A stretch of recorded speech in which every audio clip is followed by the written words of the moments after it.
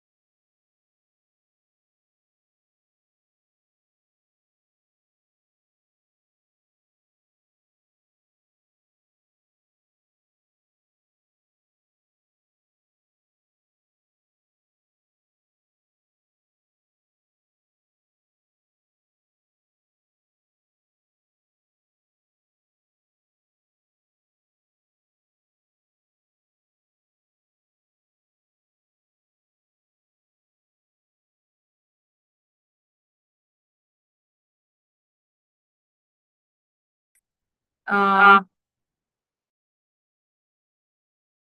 Five.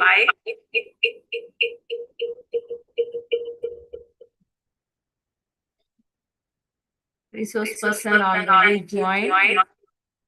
I request all the students join as early as possible.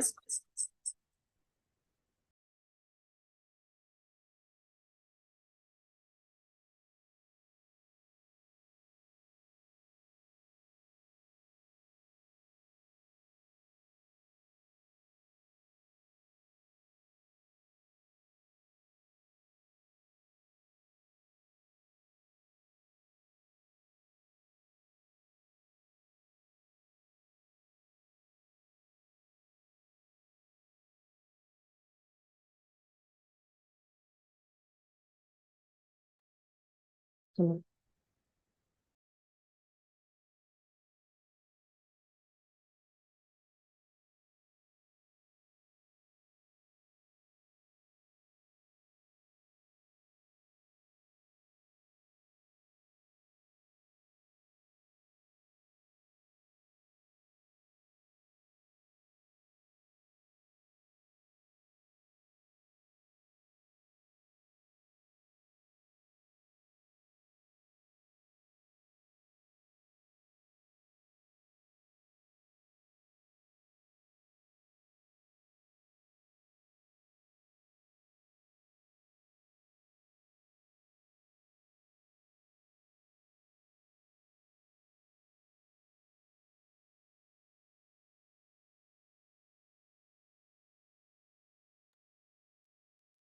Hello. Hello.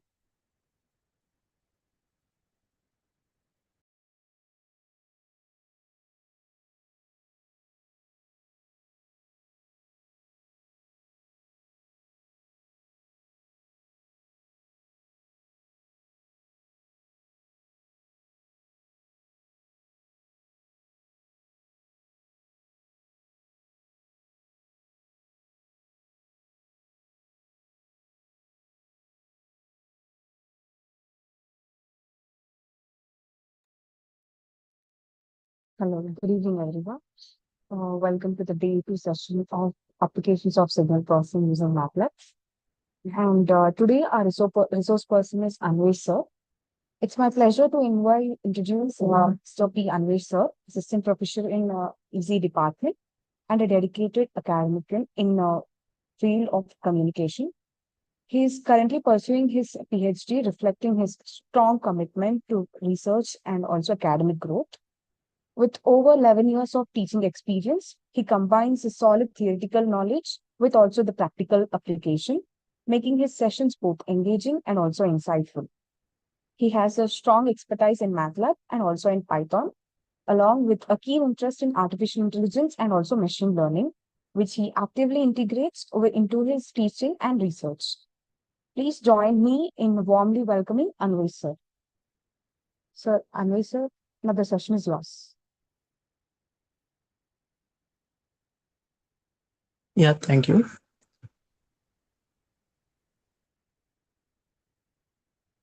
One second before I share screen.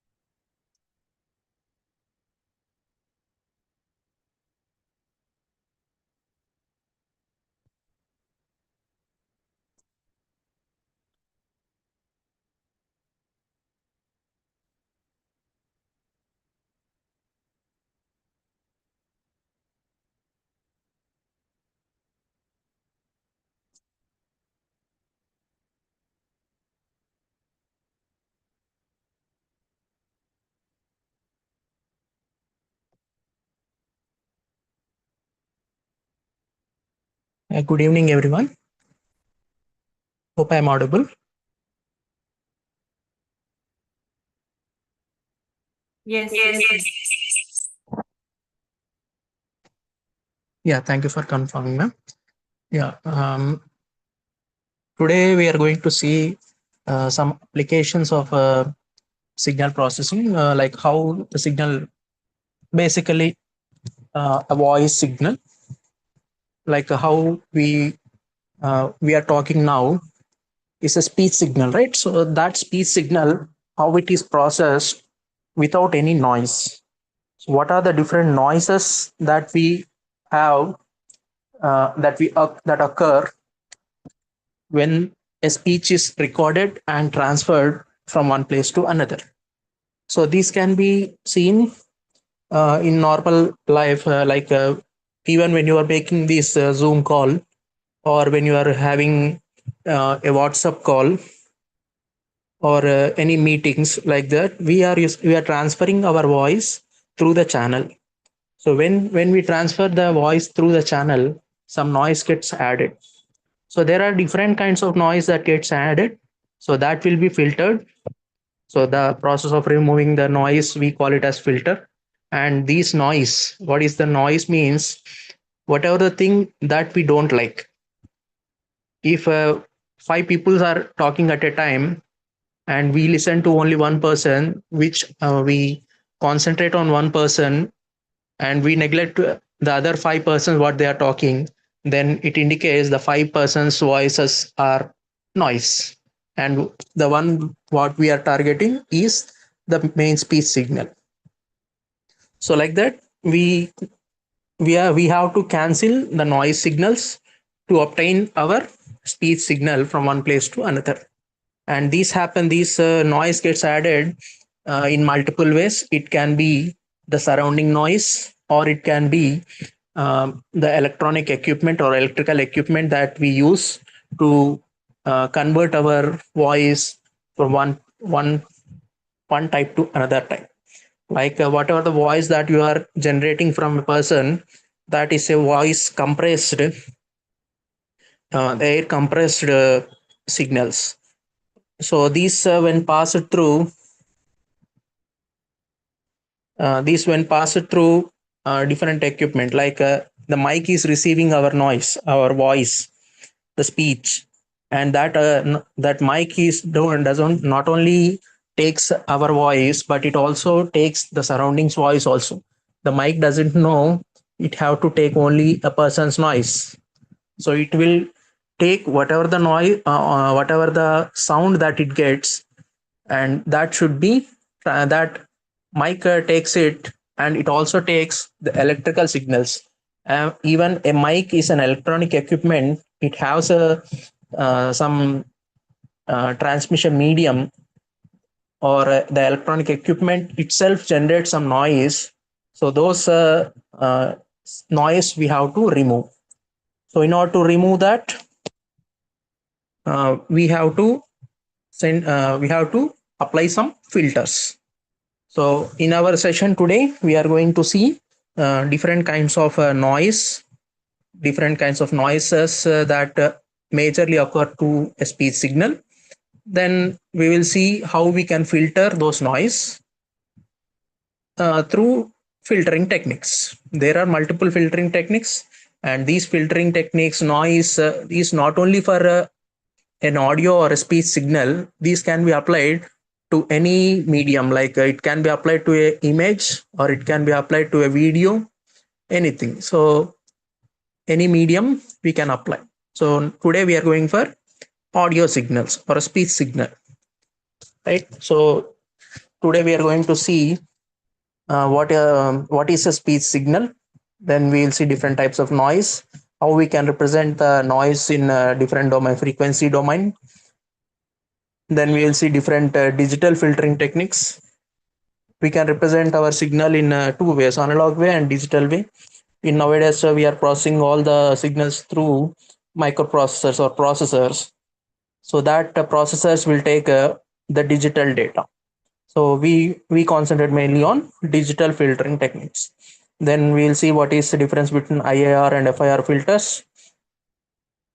Then we'll see uh, two main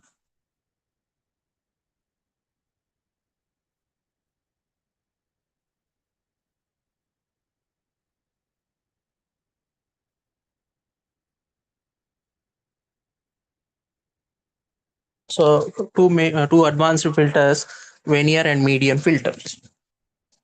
Right. So going to the topic. So first we'll see what is a speech signal. So it's an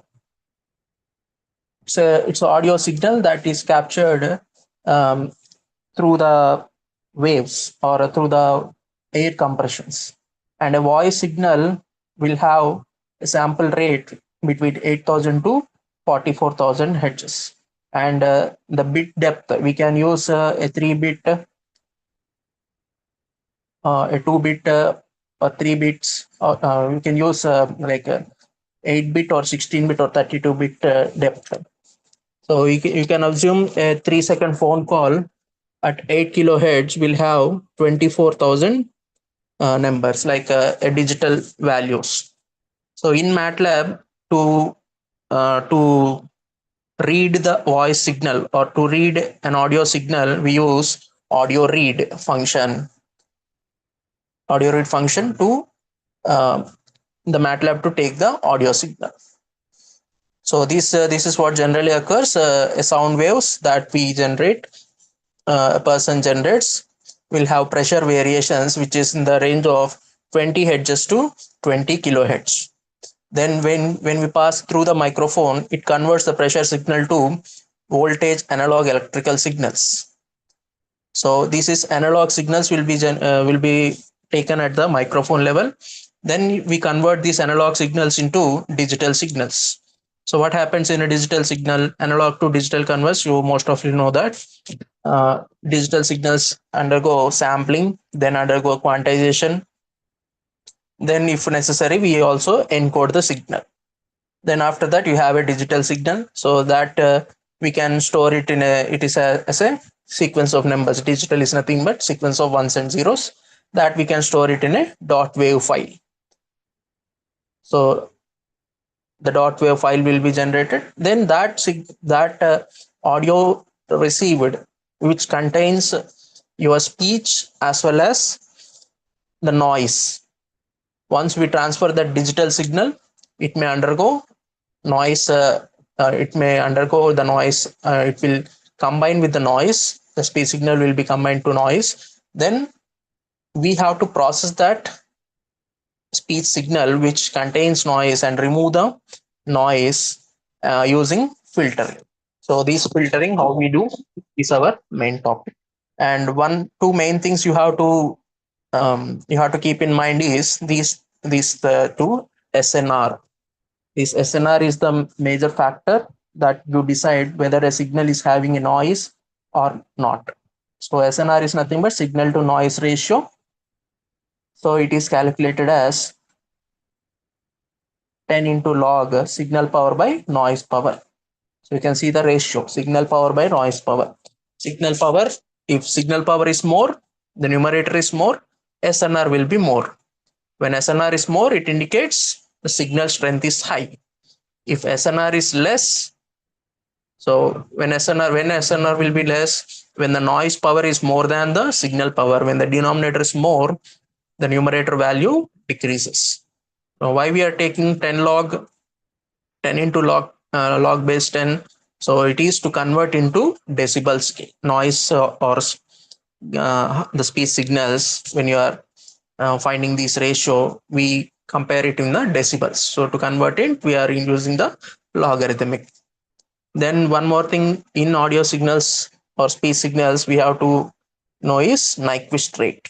So Nyquist Shannon sampling theorem, you all know that. So the sampling frequency should be greater than or equal to 2 times of the maximum signal frequency. So if the speech is having maximum frequency of 4000 hertz, then the sampling frequency must be greater than or equal to 8000 hertz. So these other than these frequencies, you have to you have to follow this sampling theorem, and you have to measure the signal's strength or signal's uh, capacity using signal to noise ratio SNR. So we are going to see these six noises. So there first one is AWGN, adaptive white Gaussian noise. Then second one is pink noise. Third one is sinusoidal hum noise. Fourth is Gaussian noise. Fifth one is impulse noise, and the sixth one is babble noise. What are these noises? So in order to filter, so in order to identify your filtering techniques, first we need to know what are the noises. So these noises will occur at different places. So adaptive white Gaussian noise. So this is kind of noise which you generally see in a radio. So in radio, you may observe the hiss noise. So whenever there is when you are using a FM radio, you have a if you are selecting the channels other than the channels that are not defined. So in that channels, you will listen a hiss noise. So that is AWGN white noise. So it have equal energy at all the frequencies, and it is a Gaussian amplitude distribution. So and generally you see in the radio off stations, and even you will observe that in normal earphones, the cheap earphones. So that is a noise, AWGN white noise, adaptive white Gaussian noise. Then you have a pink noise. Pink noise is the white the AC noise or wind noise. So whenever you talk in a microphone, you will observe some your voice also having some air noise. So generally it is filtered. You may observe singers singing songs. You may observe that there is a filter to reduce these the physical filter, so which reduces the air noise. And like that is a physical filter. Here you have the pink noise is a uh, digital filter that we use.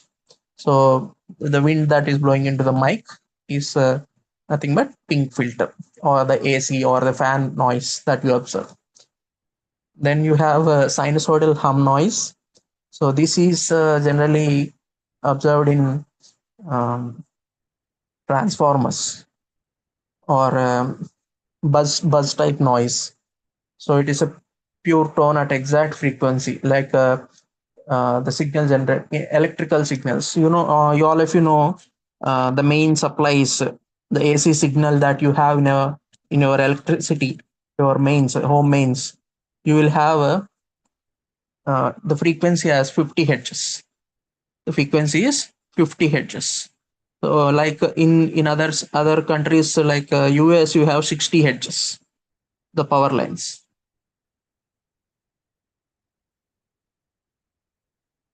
So that 50 hertz power line will create some noise, like a hum noise.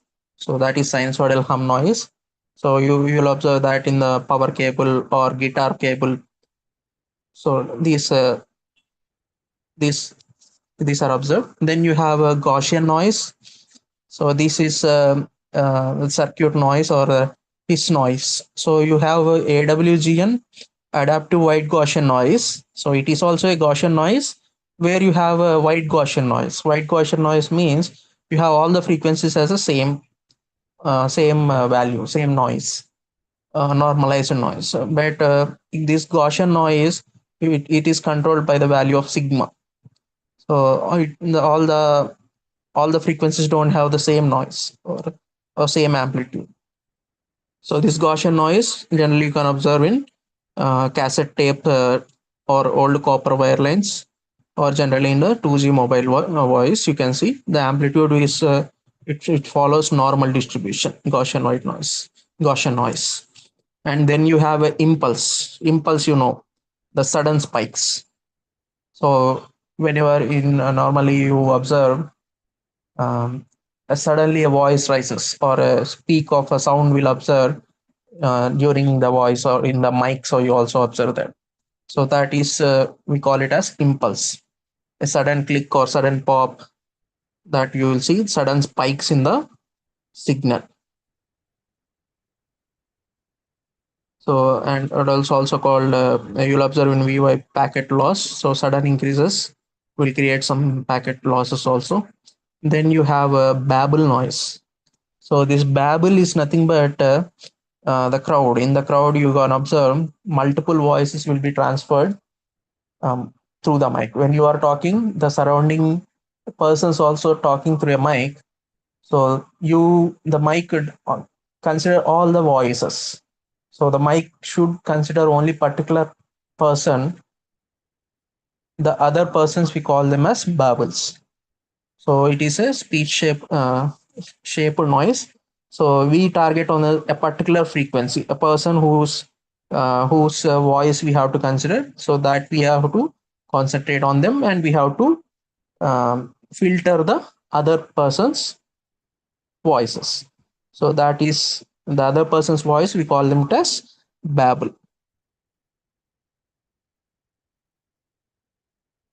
So first we will see um, these noises, how it.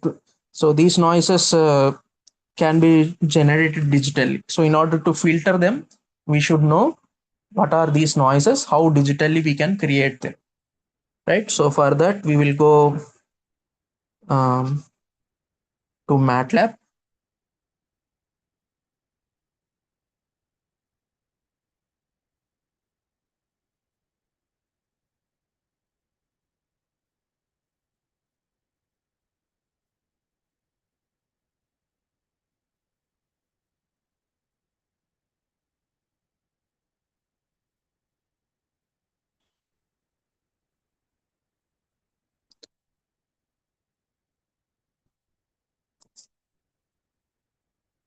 I hope you can see the screen. So first, you have to read a voice or a speech. So I have generated. I can also generate a signal or a speech signal uh, by recording. Even if I record also, some noise may get added through the mic that I record. So I thought of creating a speech signal through AI, and I have created one audio file like this. So I can so so I have generated an audio high. So which will say a particular word. So execute and I will show.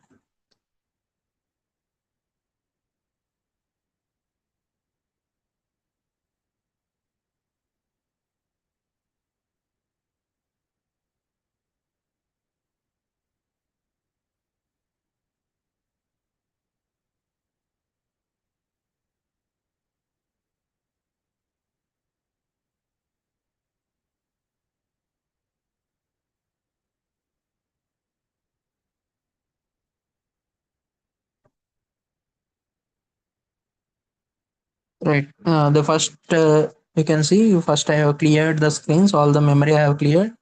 Then you can see the third line, speech comma fs is equal to audio read of audio high dot wave. So this audio high dot wave is my speech signal or the voice signal. You can see in the left files I have uploaded audio high. So I have read that dot wave signal and I have stored it in speech. Speech is the variable I am storing this my audio file. So you can see it is having some frequency, the sampling frequency. Then it is having the variable is speech. So I can find what is the sampling rate, what is the duration, and how many channels you are using, and the total number of samples I can create. So total number of samples I have. So when I run these, I am at the last I am creating this sound.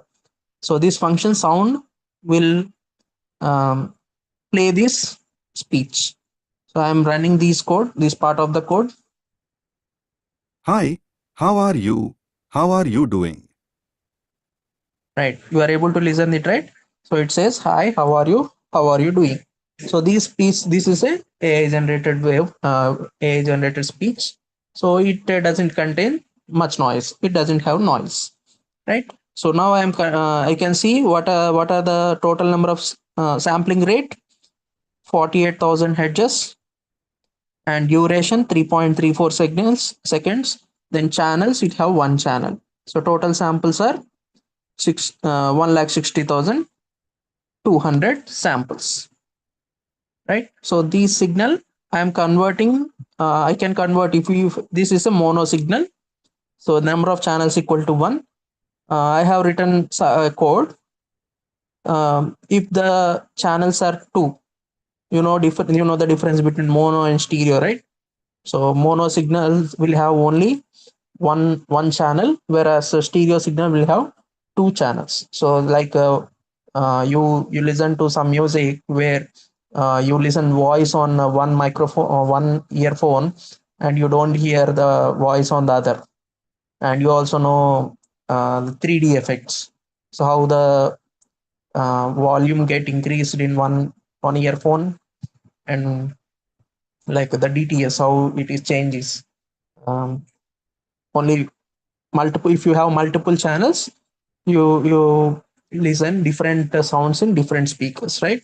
So if you have a single channel, all the speakers will have the same words. So if you have multiple channels, you convert into single channel. So we are analyzing on single channel. Then we are normalizing the signal. So so normalization is nothing but we are changing the range from -1 to +1. So this is done by dividing our speech signal with the maximum of absolute values of the speech. So it will normalize the signal and keeps the amplitude of the signals between -1 and +1. Then we are building a time vector. So you have to define the speech signal on the time axis. So for that, we are we are finding the length of the speech. So length of the speech will give the total time. Uh, so we are creating number of time periods. So time in seconds is 0 colon n minus 1. So we are converting so from 1 to n to 0 to n minus 1 by fs. So based on the frequency, the sampling frequency, so we are converting the number of time. Then we are computing the frequency spectrum FFT. computing the frequency spectrum to see the waveform in frequency domain. So this is the signal. Generally, we represent our signal or the waveform in time domain. So on the x-axis you have the time, on the y-axis you represent the amplitude. So to see the signal in frequency domain, so in frequency domain you convert it using FFT. So this is a default function FFT. So converting the speech signal into frequency domain. So now we are plotting. We have to plot the we can plot and see the waveform. So first I will execute this code also, converting stereo to normalizing, converting FFT. Then we are plotting the time domain. So this is the time domain signal of our speech. So you know that we used the speech like hi, how are you doing, right? So three sentences are there. In between you have a mute. So this is 3 words or 3 sentences, right? So next you have this is in which domain? You can observe this. This is in which domain? This is in time domain, right? On the x-axis you have time, on the y-axis you have amplitude. Now we want to convert this. We converted into frequency domain. So we to observe that in the frequency domain, it is executed, right? So frequency domain, you have on the x-axis frequencies, on the y-axis magnitude. So you can see the difference between time domain and frequency domain. In frequency domain, what you will observe at a particular frequency, when you have any particular sound or a speech, then you will observe the signal. So at a particular frequency, what is you can see all the frequencies are between 0 to 2500, or at a maximum frequency 3000. At 3005, after 3500 you have only one dot right here. So high frequency signal occurred only once. So most of the frequencies you can see between 0 to 500 or maximum 1500. So major you can observe at between at 200 you have larger magnitude. So this indicates, so our voice is between 220 to 4000, right? So this is the major portion of the frequencies that we talk, audio range.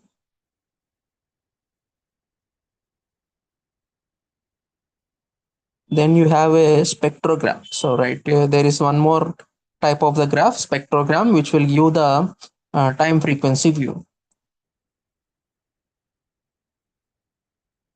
So this is the spectrogram. So on the x-axis you have time, on the y-axis you have frequency. So you can see the frequencies. It is between 0 to 20 kilohertz, 0 to 20 kilohertz. Most of the frequencies, you can see the red portion or maroon or red portion, it occurred at the lower frequencies. So at 0, 20, 20 or 50 edges, you can observe the brown or the red color. So major frequencies occurred at that point. And you can see the time period. You also observed the waveform in the time spectrum, right? So you have 3 sentences. So those 3 sentences you can observe here. The yellow portions or the maroon portions, you have observed 3 regions, and the frequencies, major frequencies are at the lower frequencies. So at the lower frequencies, you can see the maroon line. The maroon indicates high amplitude at the particular frequency or time domain.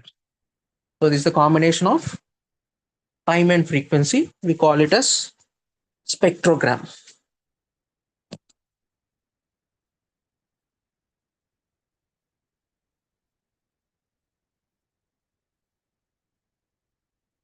So up to now we have seen the taking the input speech signal. Then we listen to the original voice that we have created. So we are taking here sound of speech comma fs. So this is pause to stop the execution of the next sentence, we are using pause statement. So if I execute, you can listen. Hi, how are you? How are you doing? Right, that is our speech signal that we are going to run throughout our session. Right, then next we are going for additive white Gaussian noise, AWGN. So this AWGN, additive white Gaussian noise, so these can be directly generated using the function AWGN. So of a speech, AWGN of speech, comma, SNR in dB and measure. Right. So this is direct function. You can directly use to generate the white Gaussian noise. But we should know what is the underlying equations, how we generate this AWGN noise. So for that we can also manually generate that. You can see first we are taking an SNR, so signal to noise ratio of 10 dB. A signal to noise ratio of 10 dB, I'm taking it. So as an SNR, if it's having higher value, then it is a good speech, good signal. If the noise value is more, the SNR value will be less. So if I take SNR value as 5, I have more noise. If I take SNR as 20, I have less noise. Right? So my speech signal, I am adding the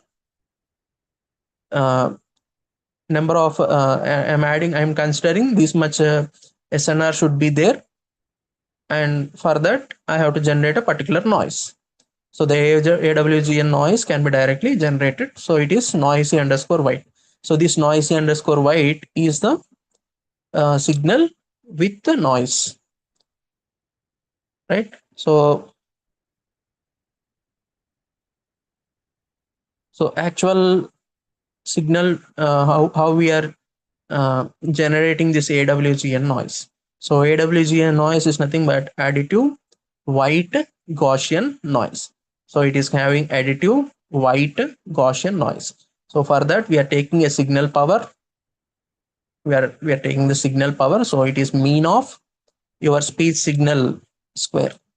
Speech signal square and its mean. So it is like summation 1 by n power of your speech. Right. So it is the AWGN. I can show the equation. Right. So how are you able to see this screen? No, 1 second.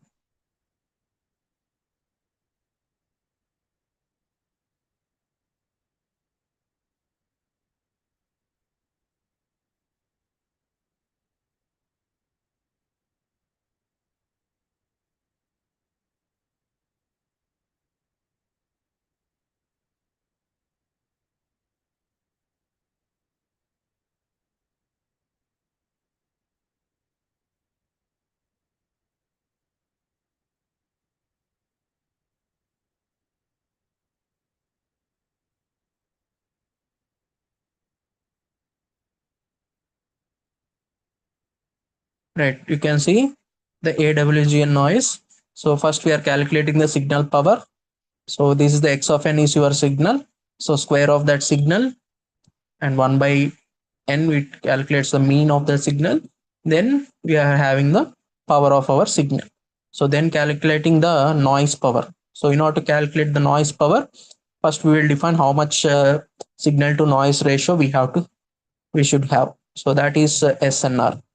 So you have this, this formula SNR equal to 10 log power of the signal by power of the noise. So if you know if you want a particular signal to noise ratio, then you can identify what is the noise power I can have. So P noise is P signal by 10 power SNR by 10.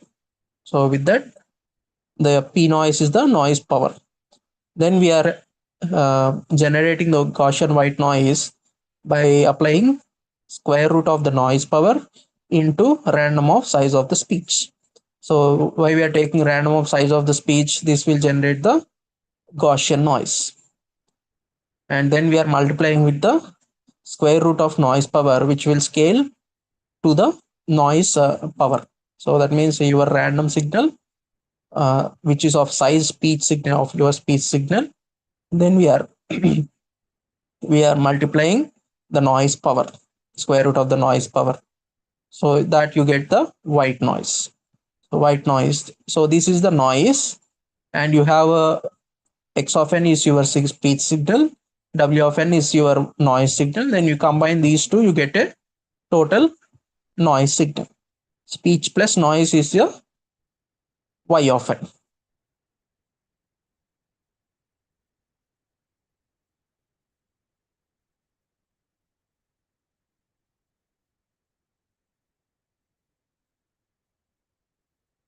So that things, the same things we have done. Mean of a speech square. You know, these dot cap will do individual multiplication of every bit. Then you are applying noise power equal to signal power by 10 power signal to SNR by 10. So this is your required noise power. Then we are applying white noise. We are calculating white noise equal to square root of the noise power into random of size of the speech. Then we are combining the white noise with the speech. Then you get noise underscore white underscore manual. So this is the manual generation of AWGN noise. AWGN noise plus your speech signal, adding a speech signal with the AWGN noise signal. So you can also print what is the SNR before and what is the SNR after. So before, what is if I execute this, you can see I'm printing signal to noise ratio before. So what is the before? How are It is you? How are you doing? so it is also playing the noisy white. So noisy underscore white is nothing but your AWGN noise combined with your speech signal. You can see, you can also listen, right? I will play once again. You can listen the combination of your speech signal with the noise. Hi, how are you? How are you doing? So that buzz sound, right? So that is your AWGN noise combined with the speech signal. So then this is one type of the noise. Then you can have, you can see, you can also visualize this noise. I will show that.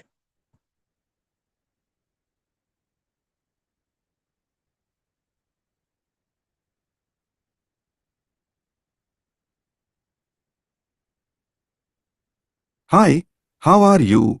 How are you doing? Hi, how are you? How are you doing? Right, I think you can observe the difference, the signal without noise and the signal with noise.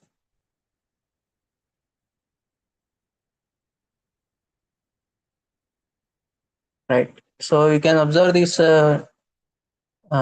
figure. So the blue line is the noise, blue color is the noise, and the red color is your speech. So you can observe here, above the speech signal you have blue dots. So the noise signal is above your noise speech signal. So at low frequencies you can observe clearly the amount of noise you can add it. If I zoom it here, so at a high amplitude signals you don't have much noise. So these frequencies, these amplitudes, this is FFT, right? So at lower frequencies you can observe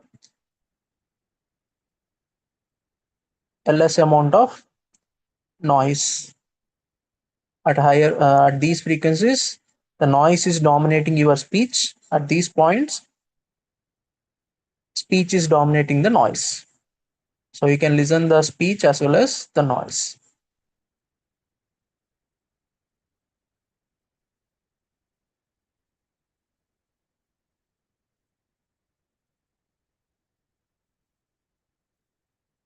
You can observe here AWGN of SNR is 14.98 dB before.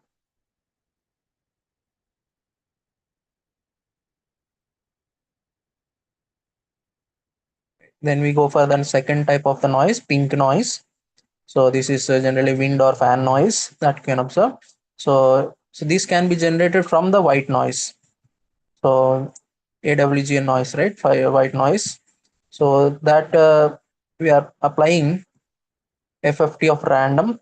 So FFT random, you will get the white noise frequency.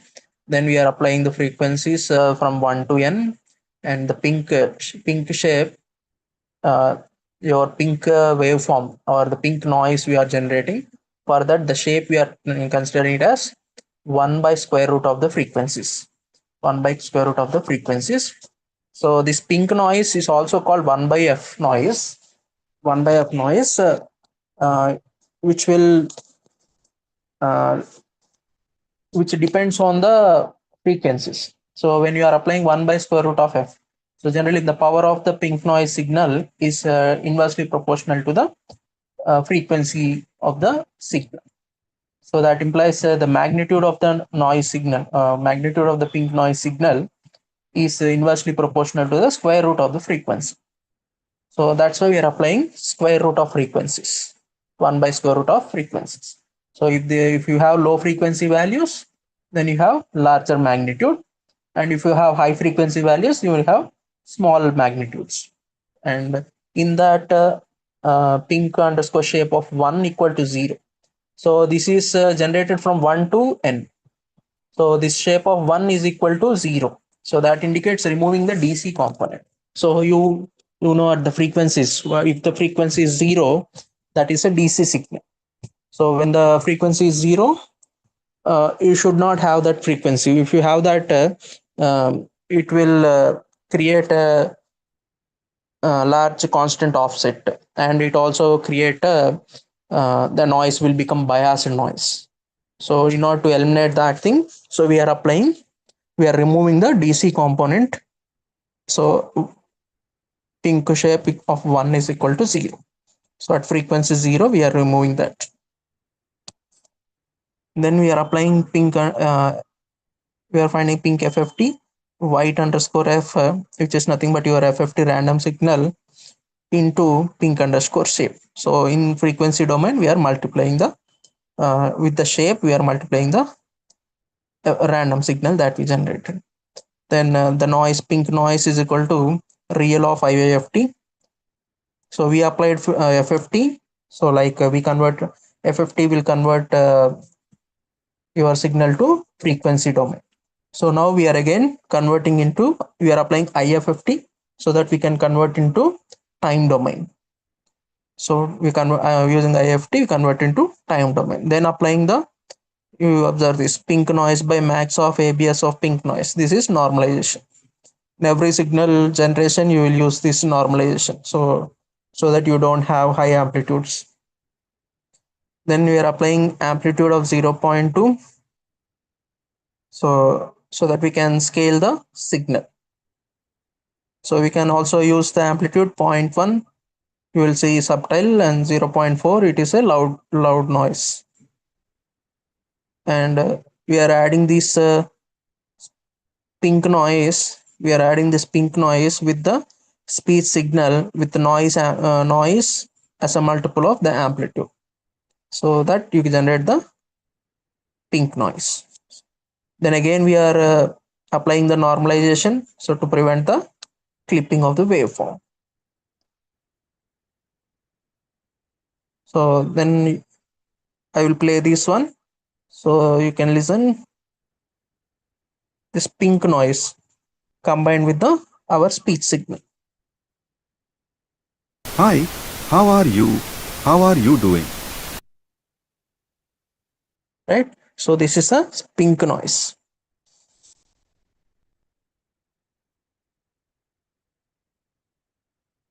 I hope you have the difference between pink noise and AWGN noise.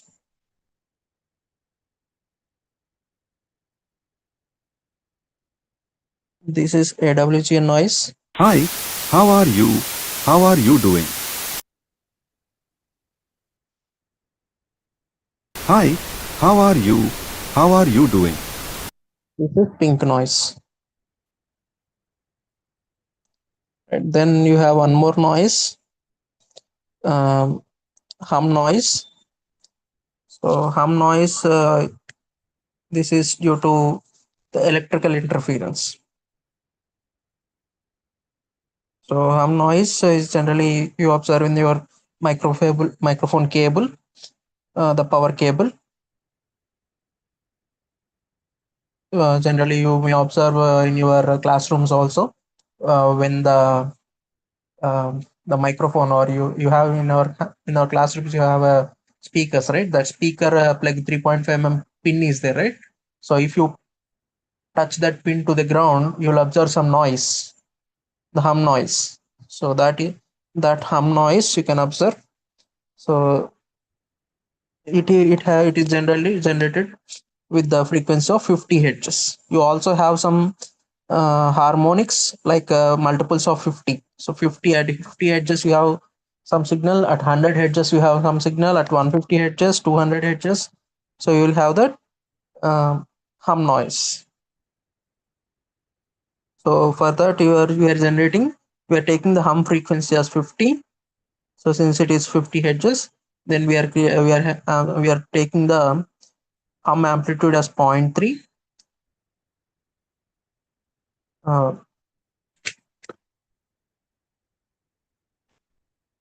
then we take the hum noise is equal to the hum amplitude into sine of 2 pi hum frequency. 2 pi of hum frequency we are considering sine of 2 pi ft. So sine 2 pi ft is nothing but a signal, right? A sinusoidal signal which is of frequency 50 hertz. That with a amplitude of 0.3 we are multiplying, then adding, and then we are considering it as a hum noise. So that hum noise we are adding with our speech signal is speech plus hum noise will recreate our noisy hum. Then we are normalizing the signal. So you can see this hum noise. I will play this hum noise. Hi, how are you? How are you doing?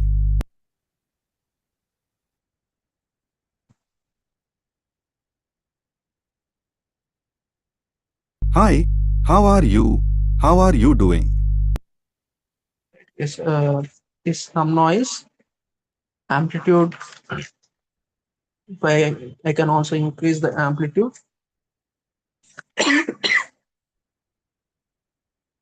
Hi, how are you? How are you doing?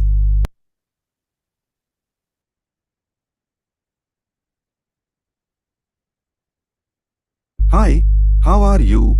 How are you doing? Is combining with our voice signal, a small hum signal. Then you have a Gaussian noise. So Gaussian noise, it is a type of hiss. So, or we can also call it a circuit noise. So this is controlled by the value of sigma. So the sigma value, it is the standard deviation sigma. So if the sigma value is 0.05, then it is a moderate noise. If the sigma value is 0.1, it is a heavy noise. Then we considering that Gaussian noise is nothing but sigma into random of a size of speech. So the noise is directly controlled by the sigma value. So we are taking a random values, multiply with the sigma to generate the Gaussian noise. So we combining this Gaussian noise with the speech signal, then we are normalizing it. So this normalization, then if you listen to the noisy Gaussian. Hi, how are you? How are you doing? Right, that is the noisy Gaussian. So if I increase this sigma value to 0.1, Hi, how are you? How are you doing? so there is more noise will be added.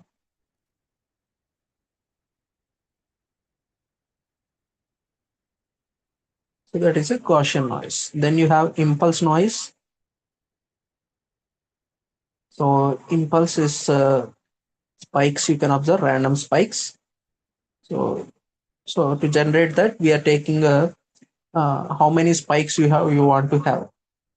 So for that, I'm considering 0.5% of the samples get a spike. So that is the calculated as density 0.005. Then impulse amplitude, I'm taking it as 0.95. One is the peak amplitude, I'm considering 0.95. Then I'm generating zeros. So I'm taking a impulse is nothing but zeros of size of the speech. So our we always compare the speech signal. So we have to combine our speech signal with the noise. So if the size of the noise we are generating and the size of the speech signal is doesn't match, then we cannot combine. We have to either we have to make the noise the length of the two signals to be equal. So that's why we always consider the size of the speech. So we are generating a zeros. Zeros is nothing but a zero signal, no amplitude signal, that impulse. So next, where we want to have the spikes. So for that, we are identifying the spike location. We are randomly positioning the spikes. So rand of the size of the speech less than the density. So less than the density means 0.05. Density is nothing but 0.005. So randomly at different points, we are identifying the spike locations. Then you can also calculate the number of spikes, sum of the total spike locations, and so impulse of spike locations. You can also random polarity. So the spikes not only occur in positive side, we can also have it in the negative sides also, negative spikes as well as positive spikes. Then we are adding our impulse signal with the speech signal to generate the noisy impulse. So then it's noise impulse. Again, we are normalizing the noisy impulse. You can, if I execute this, you can see the number of spikes I am printing. So the total number of spikes, how many spikes? 786 impulse spikes you are having. So we can also plot that and see how the spikes will look.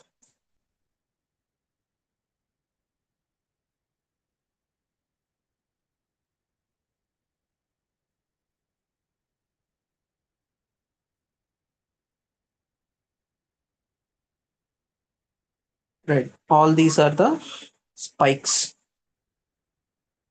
So each individual, you have every spikes. These are the random spikes with the noise. There you can see the speech signal. Wherever the speech signal is there you can observe the addition of your speech signal with the random spikes. You have the spikes above zero point 0.5. Where you don't have a speech signal, you have spikes with the level 0.5, either in the positive side or else in the negative side. So wherever the voice is there you have the spikes above 0.5.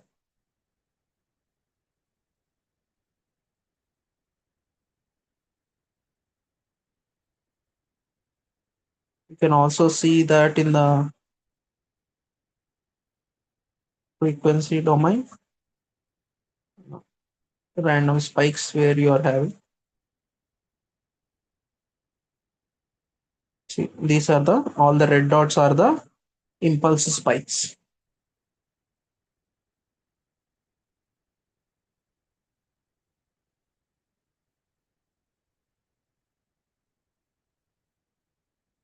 So you can see, listen how the impulse noise will. Hi, how are you? How are you doing? Right. This noise is the different one compared to the previous ones, right? So this is the noisy impulse noises added. Then you have a babble noise. Babble noise, we as said, it is the crowded points. You can have this babble noise. So and this noise is hardest to remove. So when five or more people are talking, you cannot remove all the noises, right? So this is a babble noise. How so this generation also you can see I am taking the number of talkers is equal to 5. So 5 voices I am considering.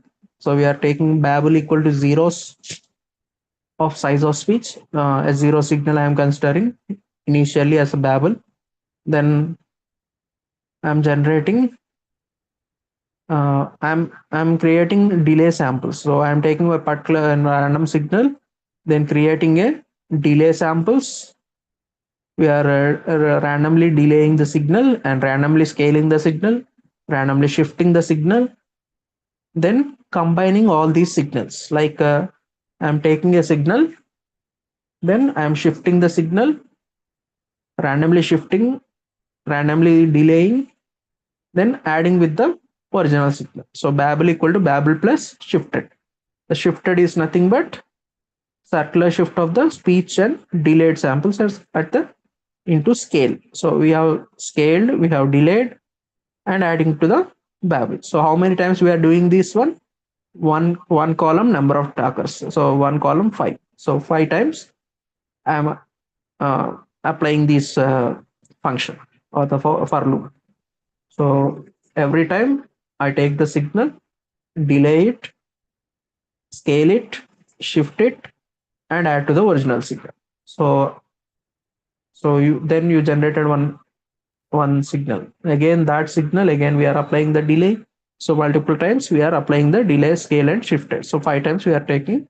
So that creates a five combination of 5 different voices.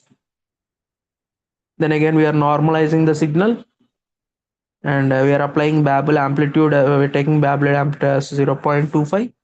So the noisy babble is speech plus babble amplitude plus babble amplitude into babble. So we're taking the noise amplitude as 0.25. Why we are taking this babble amplitude of 0.25? Because our speech signal should be more compared to the noisy signal. So we are considering the amplitude of the babble signal as less.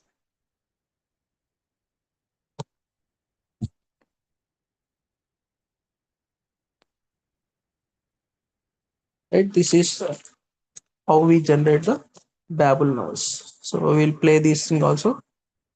Hi, how are you? How are you doing?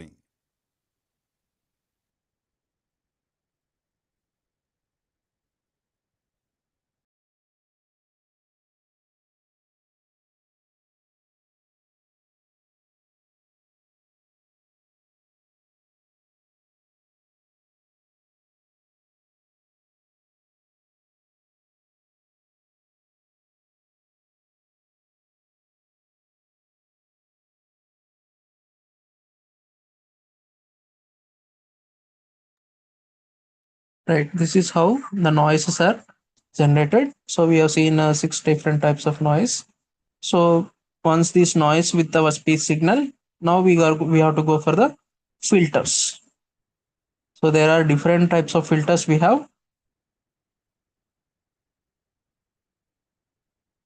We have a Butterworth low pass filter, high pass filter, Butterworth high pass filter, band pass filter, IAR notch filter,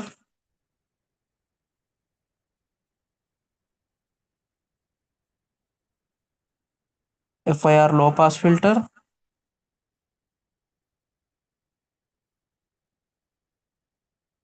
median filter, one more filter you have a Veneer filter, right? So if you apply the filtering techniques uh, to the noise generation, we can see how the gain changes or the signal to noise ratio changes. Uh,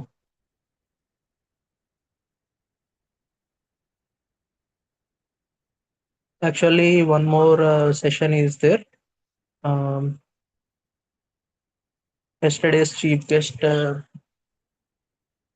going to take the class today. So I will quickly show you the how the filtering can happen. So I will run um, all the filters at a time.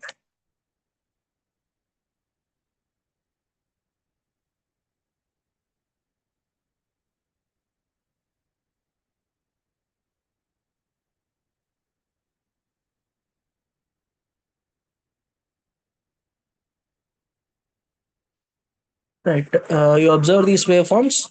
So the first one we are applying low pass filter to the AWGN signal. So then you can see the filtered signal. You have some noise at the middle also. So even at the voice, so some amount of filtering will be done.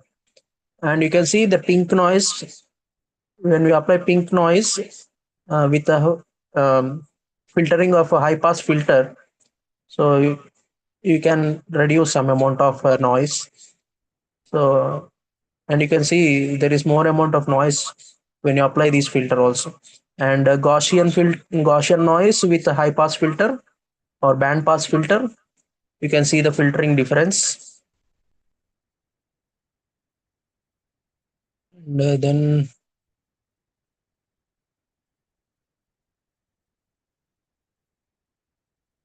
impulse with the median, you can get filtered.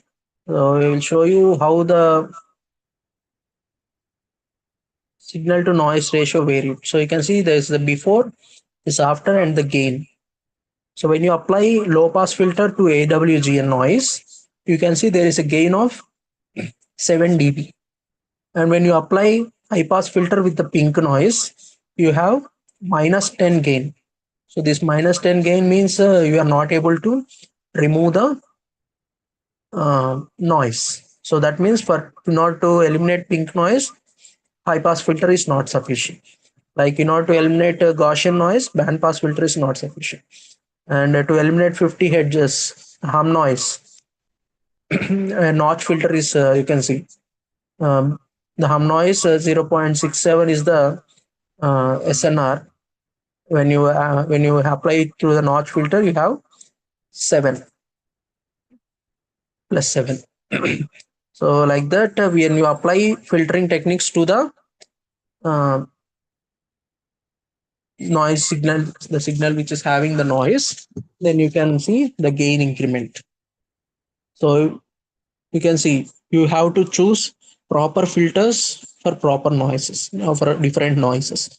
So when proper filter is not chosen, you cannot eliminate the noise. So like that. So each when you are processing based on your application, where you are using, based on the environment, you have to identify which filter to be used. So if proper filters are not used, our speech signal, the actual speech may also get eliminated or may also get disturbed. So we have to uh, particularly remove the noise, only the noise. So any we don't have a particular filter that can eliminate all the noise. So we have to pass our noisy speech signal through different kind of filtering techniques based on our environments that we use and eliminate the noise.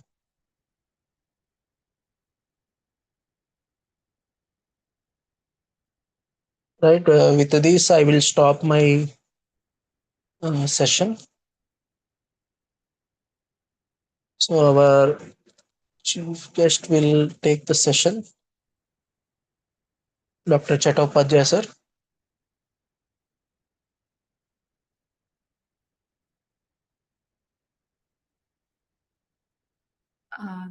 Thank you, Anvesh. Can you make Sahasra and Chattopadhyay sir as a co-host? Yeah, ma'am.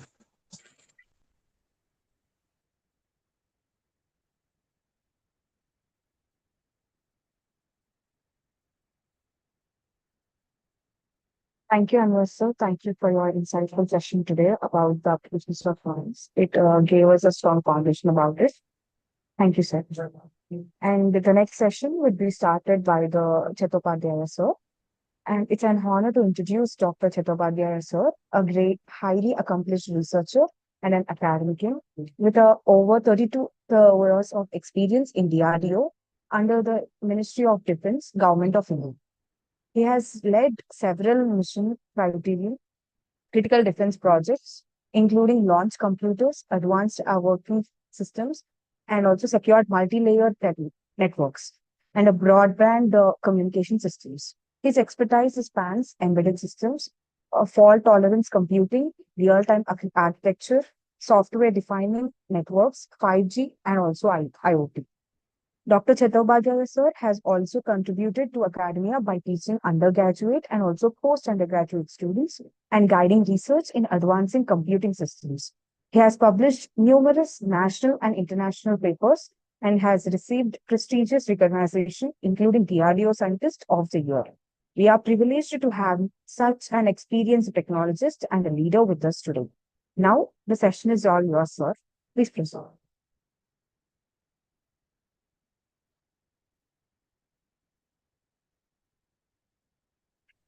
Good evening, sir. Chattopadhyay sir.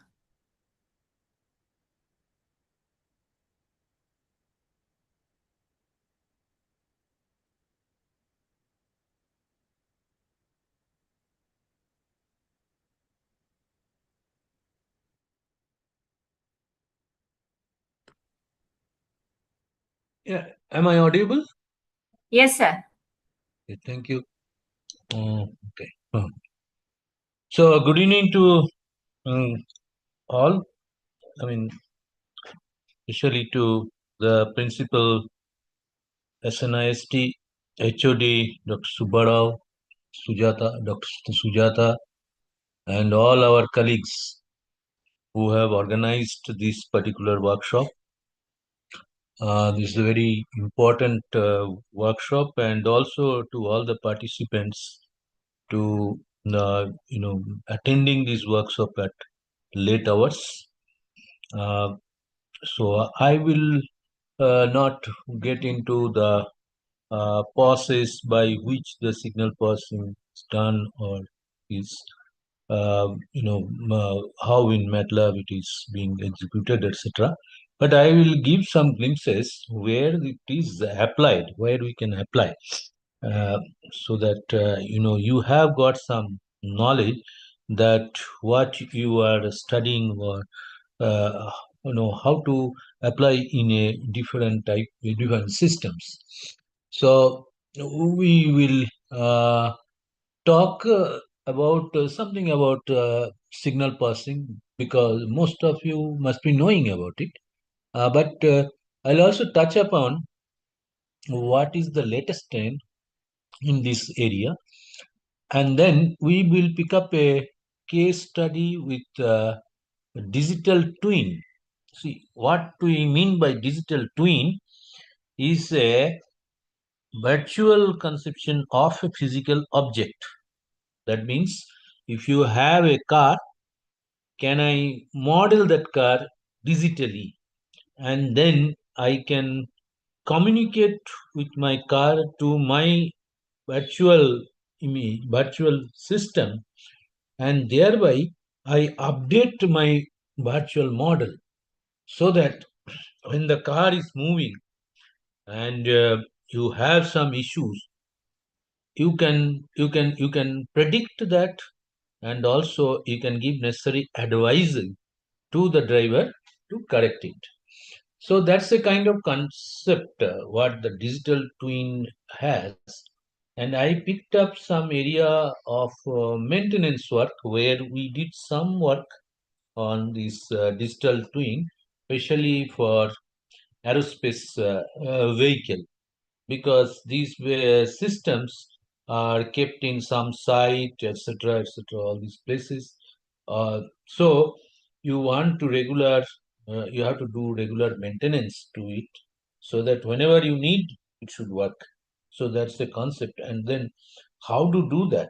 So you cannot keep on testing it or keep on be there near to that place. So staying at comfortably at a very far away location.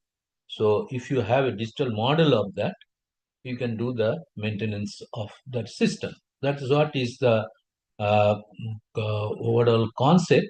And of course, during this process, you have got several information exchange. So where the signal processing comes in picture is the just now whatever lecture you attended, that the signal which comes from a physical object has got a lot of noise, and then you require to extract those noise parameters and convert them to useful information, so that it can help you to take a right decision. So we will touch upon the different steps and implementation and challenges. So I'll just touch upon. So you should, those who are interested in working on this, they can get go into the depth of the subject, and probably you can make a system which can work virtually.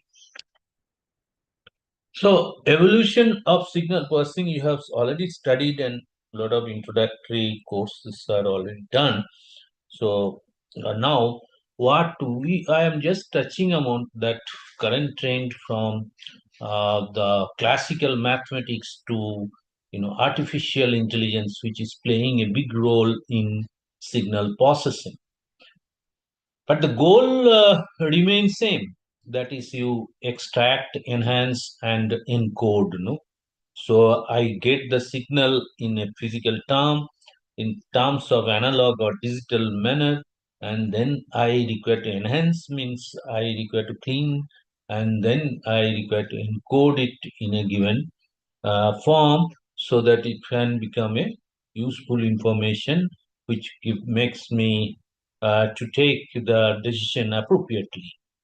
So that's what, and then how it is acquired.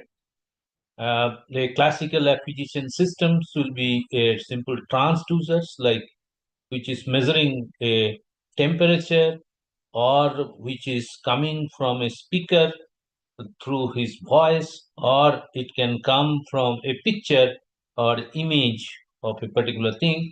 All this can be categorized them to a transducer, and then um, basically physical systems, physical elements, we convert it to a electrical signal.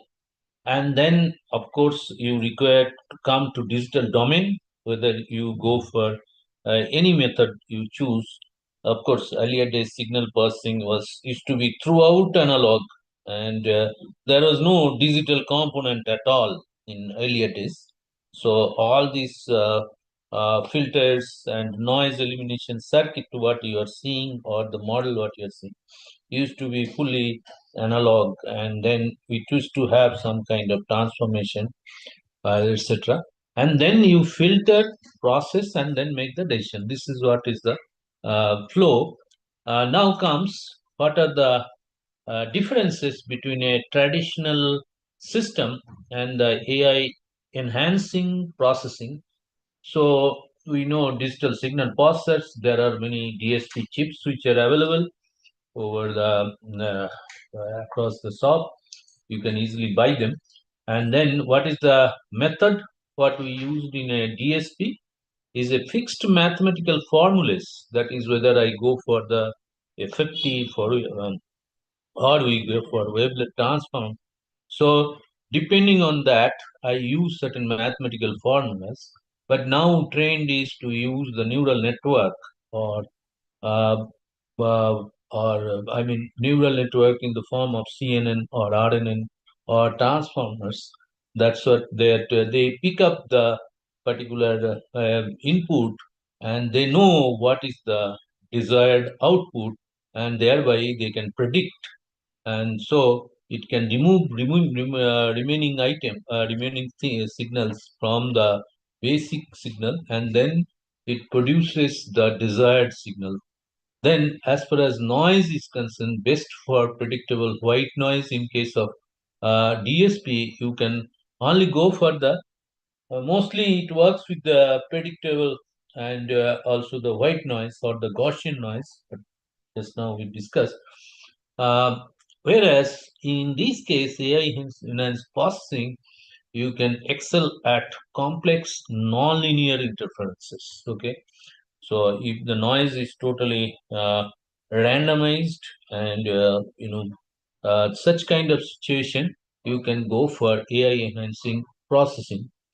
As far as the logic of removal of noise is concerned, it is mostly handcrafted by filters by the engineer. That means you know the type of noise which is coming. Accordingly, you design a LPF, low pass filter or band pass filter, or different type of filters, whatever we discussed, classical filters. Whereas in case of AI, it can learn the features from the massive data set, and it can eliminate the noise appropriately without getting into a very typical filter, so that it can by itself it can tune its filtration job or data segregation job. So that's what how the AI transforms the pipeline. Pipeline means the same like acquisition to processing to denoising, processing, etc., etc. So it's like works like a brain added to the traditional chain. Like suppose there is a very noisy environment when you are in market or somewhere and somebody is talking to you, then what you do mostly you don't understand what he is speaking, but then you try to recognize his voice, and then you concentrate, and then you can only get to that particular voice, right? So that the background noise, whatever is there, that noise with our brain thinking, we can eliminate it out. So that is what is the artificial intelligence also can do. And so some of you, those who are interested, they can do the projects on this particular area. So that's why we call is that a intelligent denoising techniques. Instead of just cutting the frequencies, AI like deep learning recognizes the shape of human voice. That's what the human voice how it is, and deconstructs it surgically, removing the vacuum cleaner road. That means, suppose that's what I gave example of a noisy situation in the market. Similarly, suppose a vacuum cleaner is running and then somebody is speaking, so it can easily understand that feature of a vacuum cleaner because it is trained, and then it can remove that and you get the right signal. Next is predictive sampling. We know the sampling theory, and we know that those particular things. Accordingly, you design your sampling, and also accordingly you design the filter, etc., filter cutoff frequency, etc., etc. AI can fill the blank to turn into a low quality audio or video into a high definition by predicting missing pixels or samples. That means you are not strictly on the number of samples. So more than twice the bandwidth of a signal I should get, then only it can be sampled, etc. Hmm. So then only we can be able to extract or reconstruct the information.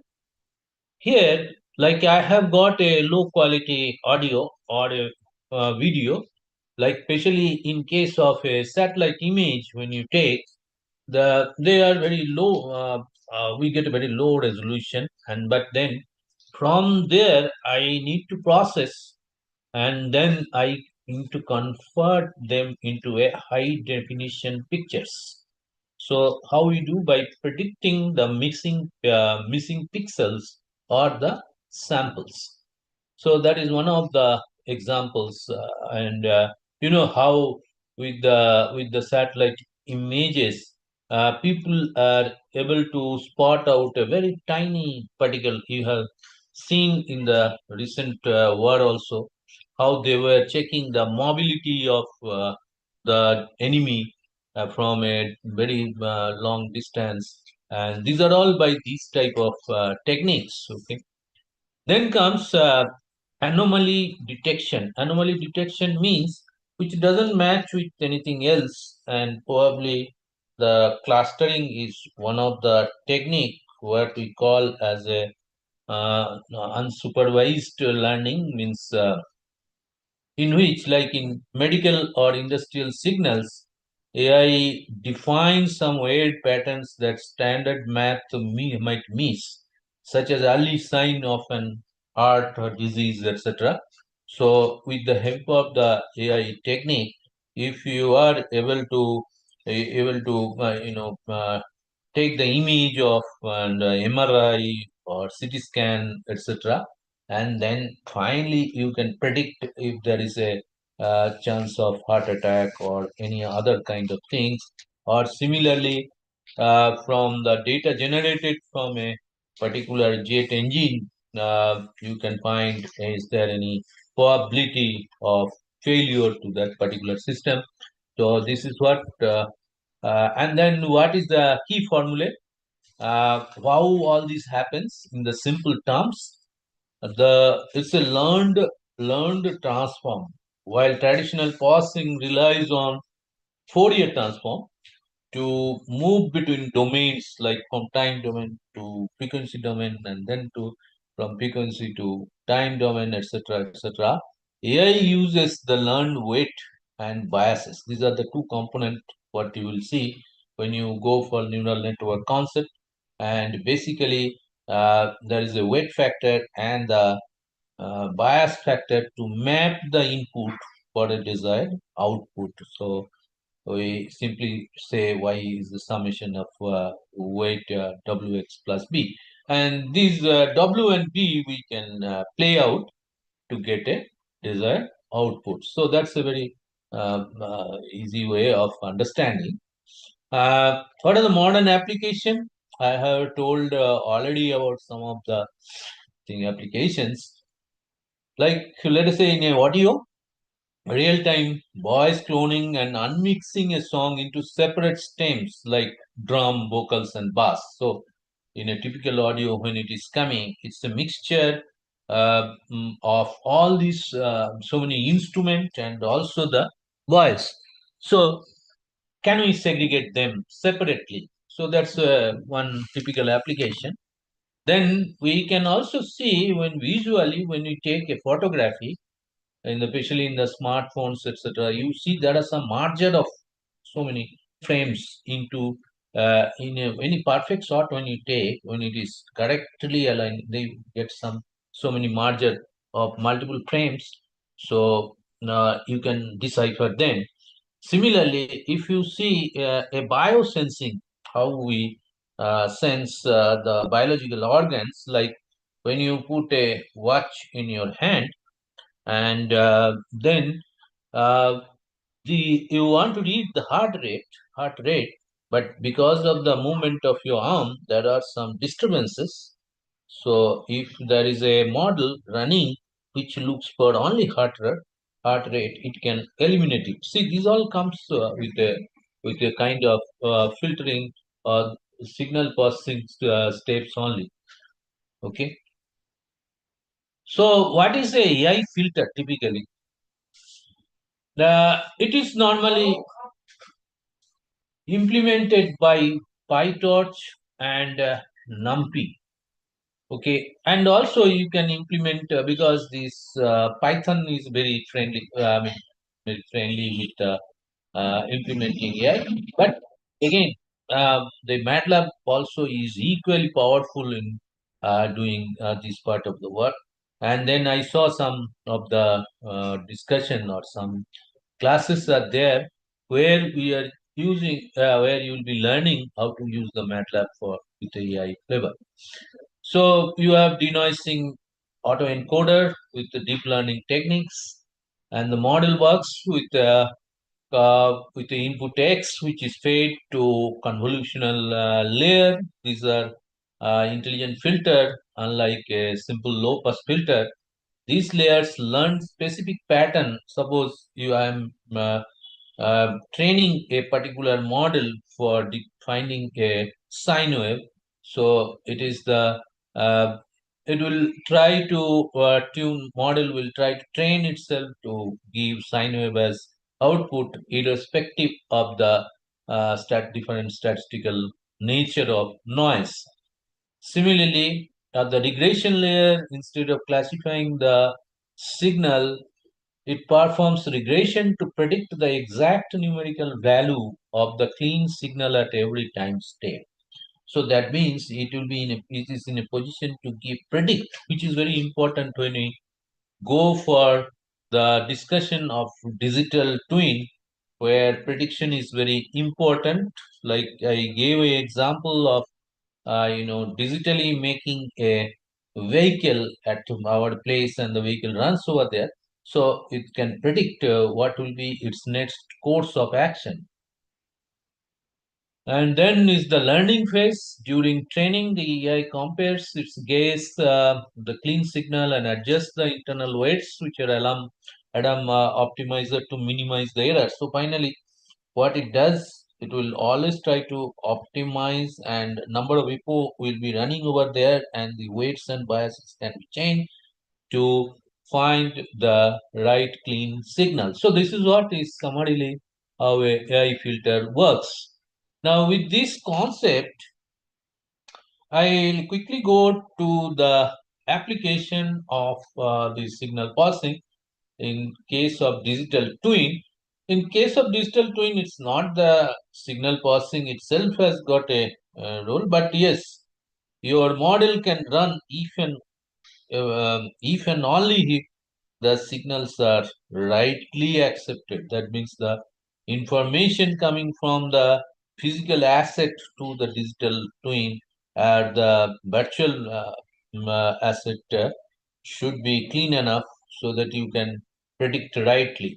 So a digital twin is a virtual representation of an object or system designed to reflect a physical object accurately. That's very precisely, because we can simply have a CAD CAM drawing of a particular system. CAD drawing I can have, but that may not be very accurate. So how I improve its accuracy and how I make it intelligent enough.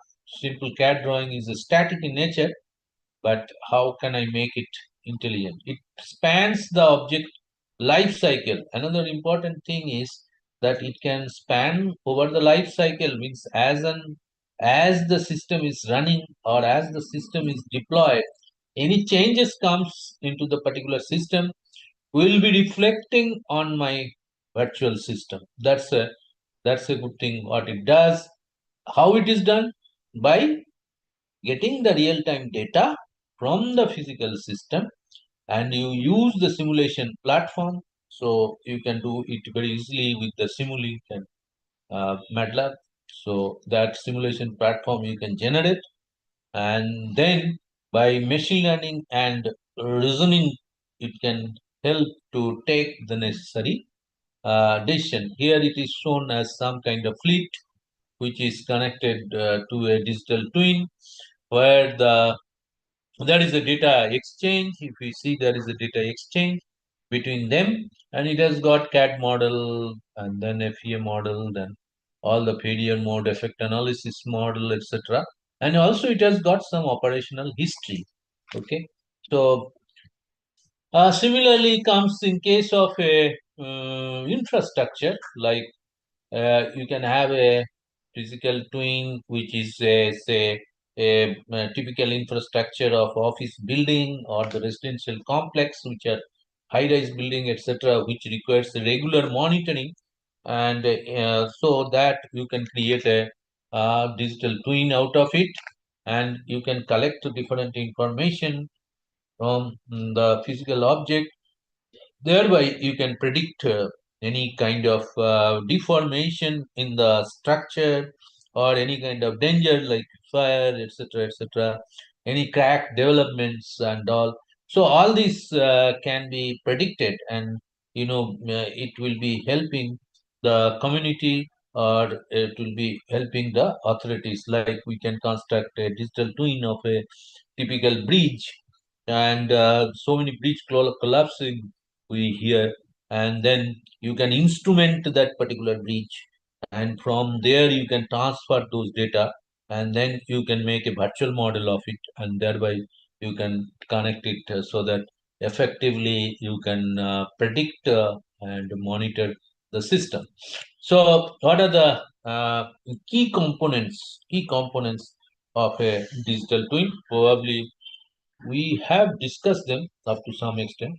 One is it should have a physical asset, and it should have a virtual model. These are the two things: physical asset, whatever you identify, and then you should have a virtual model. Then you should have a sensor data, right? You should have a sensor data. That means the physical asset should have certain sensors, and uh, then these sensor data should be transferred to the virtual model, and then this data needs to be analyzed. And then this virtual model will also have a predictive model.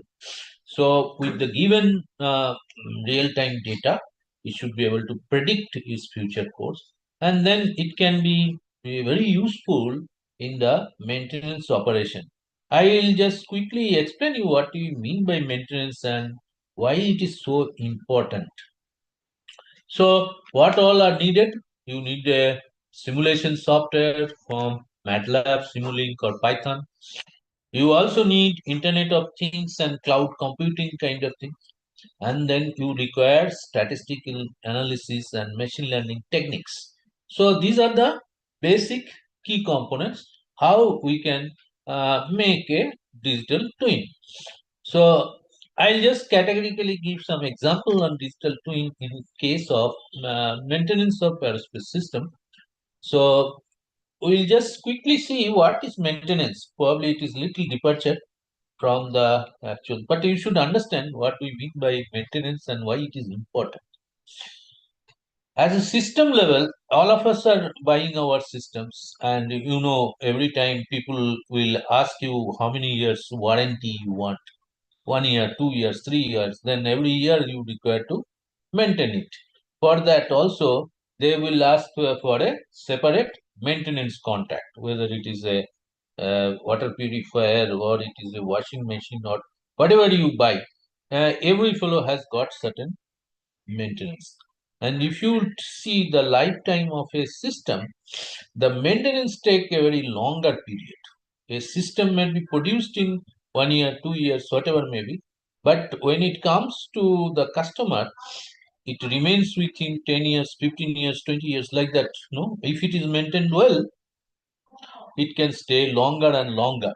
So that's why maintenance is very important item for any system, whether our household system or it is a aircraft or any other aerospace systems or the vehicle, automobiles. Everywhere you need a maintenance. When the system is complete and deployed, the system is operational. So that's a fundamental of when we call a system as operation. Now, work done on the operational system is called maintenance. So that's a very simple way of understanding that when a system is complete, that means in all regard, it meets all functional requirements. Then we say the system, and then whatever work further we do, that is called, we call is a maintenance. Now there are different type of maintenance. Probably in your daily life, you will see these maintenances are quite well understood. Why I am bringing this particular topic to understand the benefit of a digital twin, how you get a benefit on the digital twin case. So one is the corrective maintenance. We know if something goes wrong, immediately you run to the shop and get it corrected. By they fixes the bug by testing, etc. So if something goes wrong, immediately your laptop or anything goes back, you run to the shop. Adaptive system means changes in one part of the system require changes in related components. Suppose you make some changes in your in a typical computer, you make some memory additional memory input. So you may require some power, additional power. So you have to find that how I give the additional power to this system. Then comes system perfectiveness. Like you have got different versions, like Python. You have got so many versions. So you may be working on a older version, and now new version has come. So you can go for the new version, etc. Another very important is the preventive maintenance. The failure has not yet occurred, but you are aware of the condition that may cause it. So, what is preventive maintenance? Is that the routine you maintain. That means if I have got a system, that's why all the supplier also they insist that you go for a maintenance contract.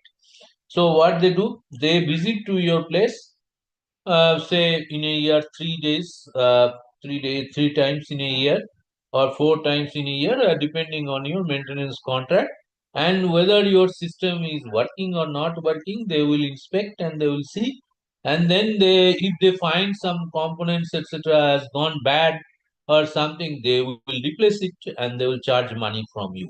So because only the maintenance coming to your place is only free, but remaining things are already you have to pay for it. So that becomes a regular interval people coming and then doing a maintenance, whether there is a fault is there or not there. So that involves a lot of cost and other parts. So that's understanding what you should. Next comes a predictive maintenance.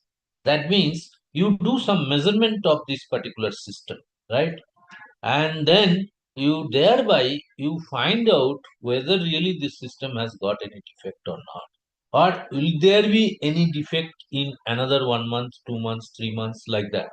So depending on that, you take up the maintenance. So that means it's not regular coming and all. As and when it is required, then only you are coming for maintenance. So that's a very difference between a preventive maintenance and predictive maintenance. So different maintenance time, as we see, there are fault reporting, fault analysis, etc., etc. We'll not spend much time on that. Whatever maintenance we have told, in that we can see how it, what is the effort required. So you see the maximum effort goes in the preventive maintenance. That means every year you renew that maintenance and then so many times, etc., etc. So that's a preventive maintenance. So as I explained you how a preventive maintenance works, and then what is predictive maintenance? It has option for connectivity and data collection to assess the performance of asset through a more real-time data-driven approach. Okay. So if you understand these, probably it will be able you will be able to appreciate digital twin. Identifying the potential for issues before they occur. So it's not that you are going by a car or you are going by a bike, all of a sudden there is a failure occurs on the road and you become something very chaotic situation. Whereas suppose I'm trying to leave, at the time itself it is predicted and said that I may have a problem over there. So it is better you get it corrected and then move. So that will be a wonderful solution. So that's why it is proactive, can be performed as machines are running in their normal production mode. And in the case of preventive maintenance, sometimes you have to give a break to the system, whereas in this case, the brakes are not required. That means you can use it also and your maintenance can go. Okay. and relies on but it relies totally on interconnected measurement and data collection system, as well as tools of personal and machine to analyze that particular data. So that's a predictive maintenance. So thereby we definitely get benefit out of it, comparing to the preventive maintenance. So we will come to our concept of digital twin, what we discussed, and typical case study, we'll see how it will be applicable for a aerospace system. So digital twins are tools for aerospace industry to enable predictive maintenance to a reality by creating virtual replica of aerospace system. It collects real-time data and advance the monitoring of the system health, etc., thereby predict future performance by using machine learning tools. This is what is in nutshell, because when you are predicting, you require a machine learning technique over there. What are the benefits, as we discussed also earlier? And the benefits are, we have already and probably we have seen, it can give you increased operational efficiency. It can also give you improved asset performance, device performance. It can reduce the maintenance cost, and also it will enhance the safety. That means that it will prevent it from catastrophic failure. Like I told you that all of a sudden your vehicle stops on the way and you get into trouble. And then it does reach benefit of accelerated innovation to test new design, material, operational strategy, and training. That means you have an object, but by learning that particular object behavior, you can have certain innovation to make a different type of object which will be less costly and also will give better performance, etc. But that's fine. There are a lot of challenges, as usual. Any system when you make, you have some challenges, and then challenges are typically model complexity, because how do you really create a replica? That's a very challenging job. That I can create virtually everything working. It's a very difficult task. Similarly, you require a lot of computational resources, and you require integration with physical system many times, because this would be connected through cloud based system or so many times connectivity may be a issue. So maybe some storage and forward scheme we can apply. And then comes data quality and security. So this is also very important, where the signal processing plays a big role. And then the information sharing of a system to a particular place across a net is also has got certain security issues. So these are in nutshell certain benefits, but there are some challenges, and definitely you all can overcome them with your type of thinking, with your innovative ideas.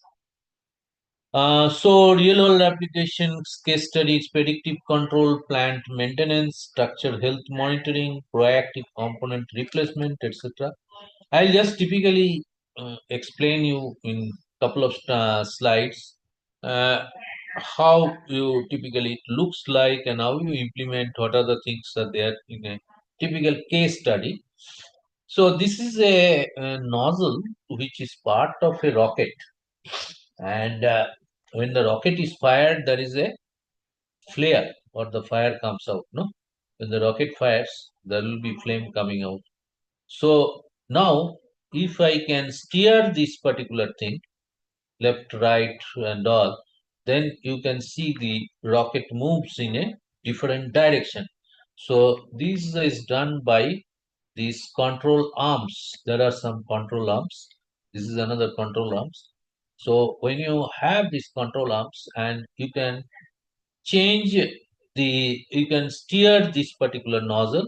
So when this particular system is moving, it can change its course. That is what is a typical flex nozzle concept. So we want to make a typical digital twin for this control system, not the overall, but the overall system or the control system, so that at a remote we can study the behavior of this system, how it happens when this system operates at the time of operation, and thereby we can predict any kind of problem which will arise to the system. So if you look at a typical control block, how it looks. So you have a microcontroller sitting over here, and then you have a motor controller, and you have got some MOSFET, and then you have got some actuation system. So as and when the command goes to this, there will be a change in actuation system, whereby the position of the system changes, and then it goes to as a feedback logic. So these are the different feedback logic. So as what it does from the host computer, it gives the desired input to this system, and then this system ensures that the desired input what you are given, desired output is also made. That means whatever I wanted, I receive that particular thing. Now, there are some measurement parameters to find out whether it is doing such things or not. Suppose there is a fault in any of these systems over here, then it will not meet those desired requirements.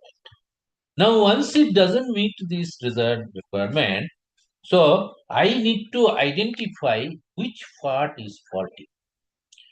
You can imagine if you are near to the system, you see the behavior, all these things are fine.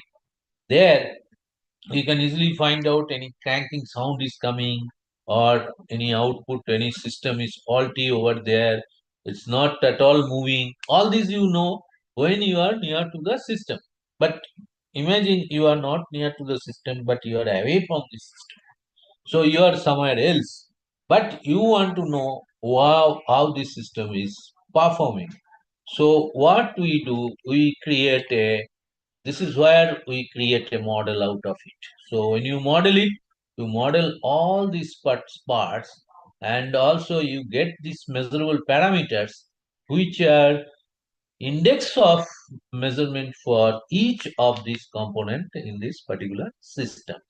So if I can get that, I can definitely do some kind of maintenance from a remote place. So this is how we model. That is what try to depict over here. That when the block diagram gives you the component and how the feedback loop is coming, but every system will have a transfer function that will determine the input output relation. So if I give some signal over here, I get certain output. Like this, I can get the information. But suppose this has come now exactly matching a typical step. But if the step is not so, and I get something called ramp, then I'll definitely know that there is some problem. Why this particular step is supposed to come, but that is coming as ramp. Then I need to investigate it remotely, and I need to correct it. And then also, if I find there is a trend that this, the rise time and other parameters are not appropriate, then I can predict that this system is going to be bad over a period of time, and then corrective action should be taken. So that is how the information comes and how the model works. I already told these are the system components which are there, and what are the parameters to be measured is voltages, feedback voltage, current, commands, battery power, temperature, vibration, etc., etc. All these parameters, and also you can definitely increase the number of parameters based on your requirement. Like you can also get the sound to know that any kind of problem is happening over there, etc.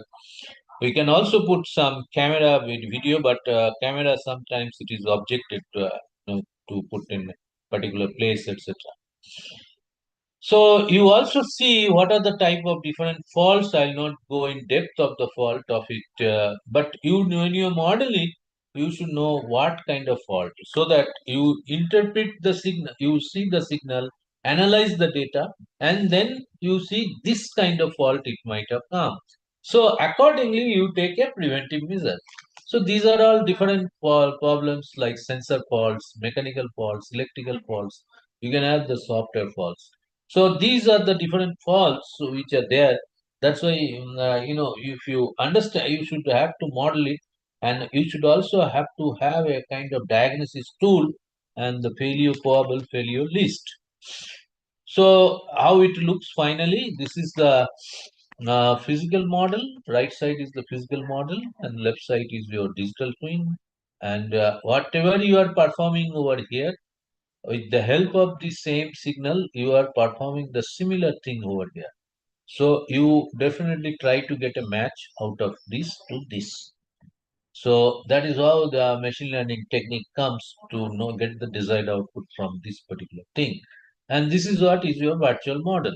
So if anything goes wrong in the physical system, it can be copy. It will get replicated over here through this particular communication link of IoT, and then you can infer any issue arises to this particular system. So these are all how to build a system. You build a digital twin, obtain and explore different data, pre-process training data, develop predictive model, and deploy the algorithm. These are the typical steps of uh, making a digital twin over here. So one thing is very important is how we collect the data and prepare it.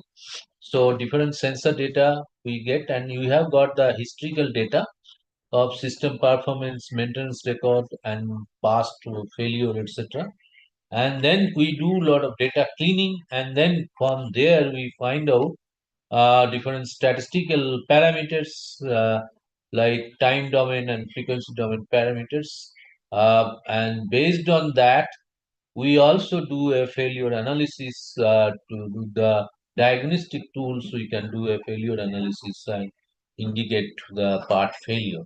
So this is what it makes it possible. And then these are the specific monitoring system like vibration analysis, current signal analysis, temperature monitoring, and sensor fusion. Uh, so combine all this data from different sensors to improve the fault detection accuracy. So how do you select a model? Typically, in the case of machine learning techniques, maybe knowing there are supervised and unsupervised modeling. So you can, from the supervised one, you can have a classification model by which you can find the faulty or normal state of the system. And from the regression model, you can predict the remaining useful life. That is also very important. You can do prediction, live prediction you can do. Unsupervised, I told in beginning, anomaly detection and identify the abnormal pattern. And then finally, you go for a deep learning to have a process the time series data to detect a particular pattern, and also for RNN for process temporal dependencies and capture failures pattern. So these are the models typically which will be used which is used in a digital twin. And then you have a model evaluation, that is performance matrix to evaluate a particular model with their given accuracy, precision, recall function, etc. And you will have a cross validation and hyperparameter tuning. So cross validation, divide the data into training data set, etc., and then assess the model's generation abilities and optimize the model's hyperparameters to improve the performance. This is what is the model evolution. Then comes deployment and monitoring. These are the different steps, no real-time implementation, and then it learns continuously. It is not that you make the model and just to deploy it, but for the day-to-day scenario, the model can be appropriately trained, and it goes for a continuous learning cycle, and also it generates the necessary alert or notification. So what are the challenges I told in the beginning? To summarize them, one is the data quality. So data quality should be good. Leveling, there are some leveling complexity though accurately level the faulty data is very difficult. And then computational cost, because you are putting deep learning model. So, but nowadays that may not be a big problem. And there are some real-time fault detection because low latency model, because you have to in real time you have to respond. So the latency factors comes into the picture, and also you require some domain experts like the one what I explained you about a control system. So you should know about the control system. Then you have to know the domain part of it to correctly model the system. But now all these models are available, especially in MATLAB and Simulink. So easily you can develop any complex system, even a communication system or a control system, or any systems. So to summarize that, we discussed about the current trend in the signal processing in nutshell, and then explained the digital twin for the case study, and then we also found what is the importance of maintenance and how the predictive maintenance can help, and how the digital twin can be made so that we can solve the issues related to predictive maintenance. With this, I think I will stop here. Thank you. Any questions we can answer? Thank you, sir. Dear students, if you have any questions, you can post your questions in the chat box. Yeah.